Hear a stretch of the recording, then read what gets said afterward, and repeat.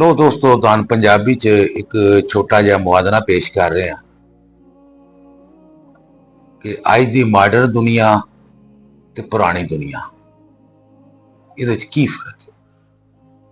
ਪੁਰਾਣੇ ਜ਼ਮਾਨੇ 'ਚ ਲੋਕ ਘਰਾਂ ਵਿੱਚ, ਅੱਜ ਵੀ ਪਿੰਡਾਂ ਵਿੱਚ ਗਾਵਾਂ ਪਾਲਦੇ ਹੈ, ਮੱਝਾਂ ਪਾਲਦੇ ਹੈ, ਲੇਕਿਨ ਅੱਜ ਦਾ ਜਿਹੜਾ ਮਾਡਰਨ ਆਪਣੇ ਆਪ ਨੂੰ ਸਮਝਦਾ ਬੰਦਾ, ਉਹ ਕੁੱਤੇ ਪਾਲਦਾ।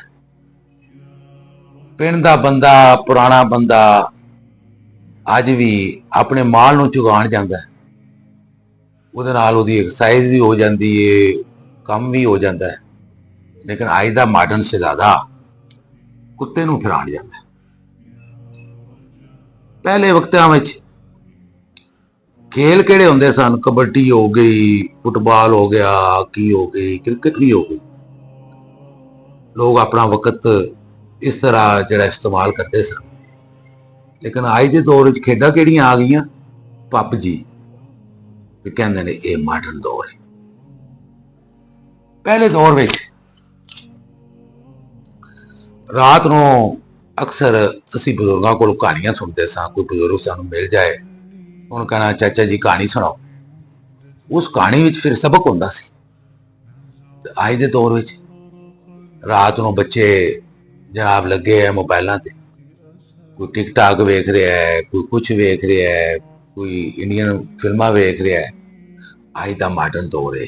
ਪਹਿਲੇ ਦੌਰ ਵਿੱਚ ਕਿਸੇ ਦੇ ਕੱਪੜੇ ਫੱਟੇ ਹੁੰਦੇ ਸਨ ਤੇ ਕਹੀਦਾ ਸੀ ਬੜਾ ਗਰੀਬ। ਅੱਜ ਦੇ ਦੌਰ ਵਿੱਚ ਕਿਸੇ ਦੀ ਪੈਂਟ ਫੱਟੀ ਹੁੰਦੀ ਹੈ ਨਾ, ਤੇ ਕਹਿੰਦੇ ਨੇ ਫੈਸ਼ਨ। ਇਹ ਅੱਜ ਦਾ ਮਾਡਰਨ ਇਨਸਾਨ ਹੈ। ਦੋਸਤੋ, ਇੱਕ ਹੋਰ ਬੜਾ ਵੱਡਾ ਫਰਕ ਹੈ। ਪਹਿਲੇ ਦੌਰ ਵਿੱਚ ਯਤੀਮ ਖਾਨਿਆਂ ਵਿੱਚ ਬੱਚੇ ਹੁੰਦੇ ਸਨ, ਜਿਨ੍ਹਾਂ ਦੇ ਮਾਂ ਬਾਪ ਵਿਚਾਰੇ ਚਲੇ ਗਏ, ਪਿੱਛੇ ਫੈਮਿਲੀ 'ਚ ਕੋਈ ਨਹੀਂ ਹੈ ਉਹਨਾਂ ਦੀ ਰਖਵਾਲੀ ਕਰਨੇ ਵਾਲਾ, ਤੇ ਉਹਨਾਂ ਨੂੰ ਯਤੀਮ ਖਾਨੇ ਭੇਜ ਦਿੰਦੇ ਸਨ। ਅੱਜ ਦੇ ਮਾਡਰਨ ਦੌਰ ਵਿੱਚ ਓਲਡ ਹੋਮ ਵਿੱਚ ਤਾਂ ਲੋਕਾਂ ਦੇ ਪੇਰੈਂਟਸ ਮਿਲਣਗੇ, ਵਾਲਦੈਨ, ਜਿਨ੍ਹਾਂ ਨੂੰ ਬੱਚੇ ਸਮਝਦੇ ਹੈ ਕਿ ਇਹ ਸਾਡੇ ਵਾਸਤੇ ਪ੍ਰੋਬਲਮ, ਇਹਨਾਂ ਦਾ ਸਾਨੂੰ ਇਲਾਜ ਕਰਾਉਣਾ ਪੈਂਦਾ ਹੈ, ਇਹ ਬੁੱਢੇ ਹੋ ਗਏ ਨੇ, ਇਹਨਾਂ ਨੂੰ ਸੰਭਾਲਣਾ ਪੈਂਦਾ। ਹੁਣ ਤੁਸੀਂ ਦੱਸੋ ਕਿ ਅੱਜ ਦੀ ਜ਼ਿੰਦਗੀ ਵਧੀਆ ਹੈ ਜਾਂ ਪੁਰਾਣੀ ਜ਼ਿੰਦਗੀ ਵਧੀਆ ਸੀ?